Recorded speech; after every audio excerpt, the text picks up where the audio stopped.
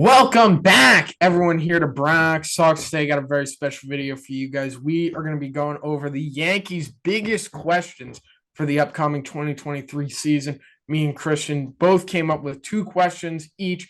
Going to talk about it and, just have a discussion. What are the Yankees' biggest questions? What needs to get done for the Yankees to get number 28? So, Christian, what do you got? The first question I have, and it was one that was kind of lingering throughout the offseason, but never really got addressed, is what's going to happen with left field. I think going into the season, they're penciling in Oswaldo and Hicks sort of like split time, and whoever does better down the stretch will sort of like win the position. I don't really know though, Ryan. They're both switch hitters. I like that. Hicks, we've seen some good from him before. We've seen it, but overall, his numbers in the past years just haven't been great. He's also struggled with injuries.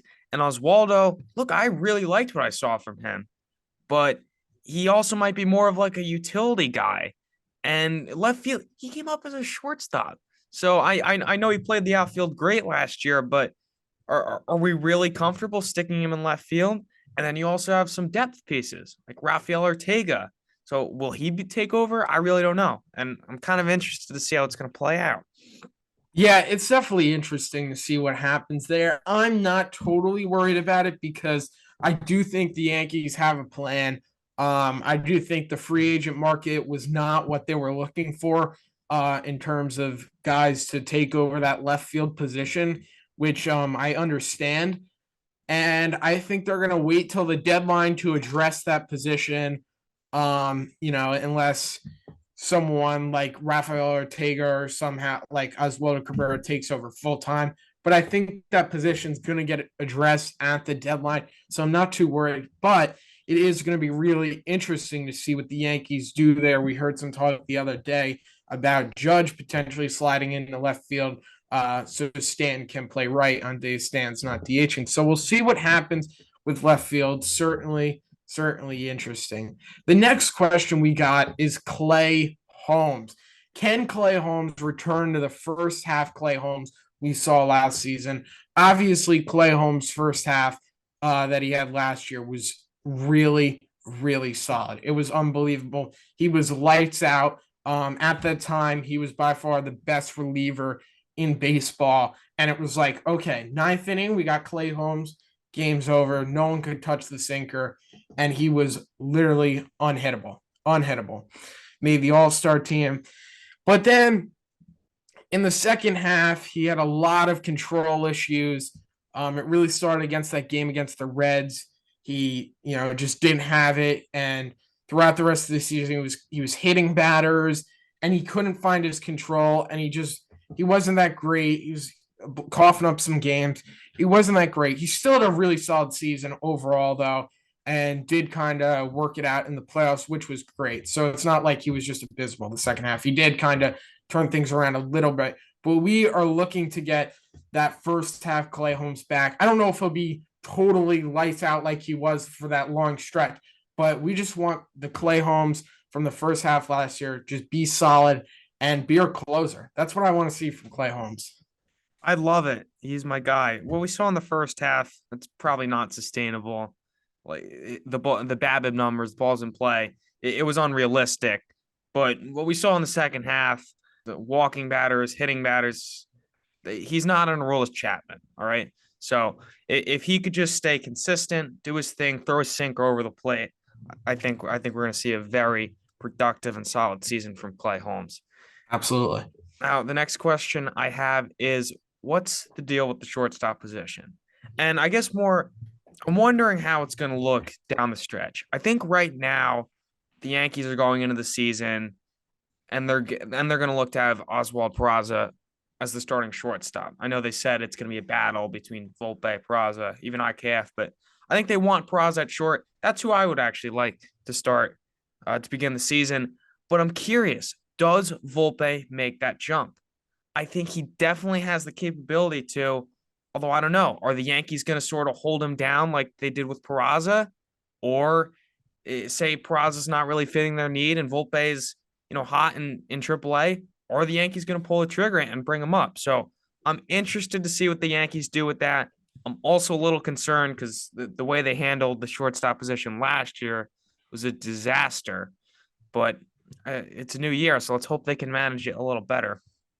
Yeah, absolutely. It's going to be Peraza's second season sort of. He kind of had a tough cup of tea in the major leagues last year, but it's going to be his first full season in the big leagues.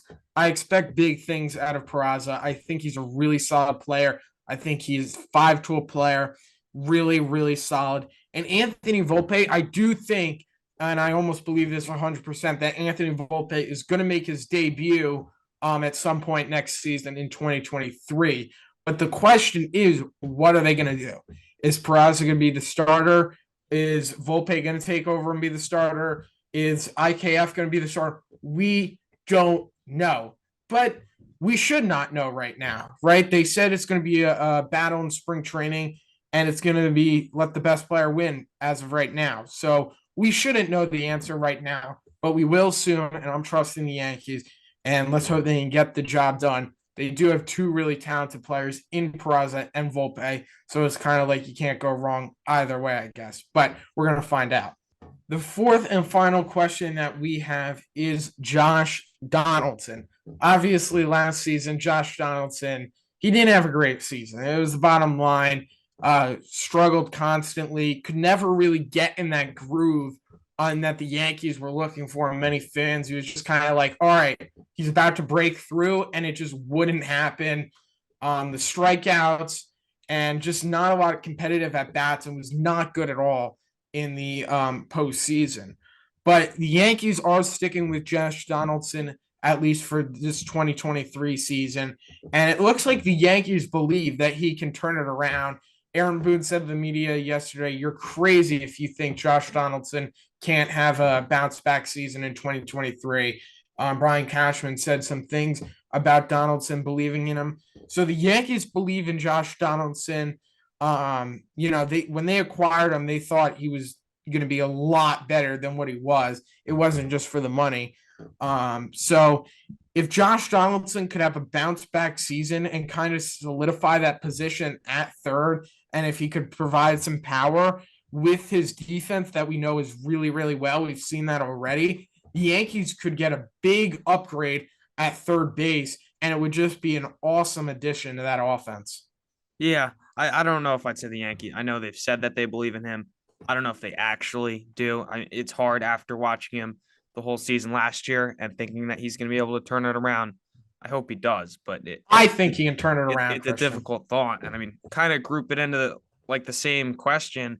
Also, DJ LeMahieu, is he going to be able to stay healthy throughout the whole season and continue that, like that 2019, 2020 production, or at least even like a little bit of a level down from that, because we haven't really seen that the past 2 years.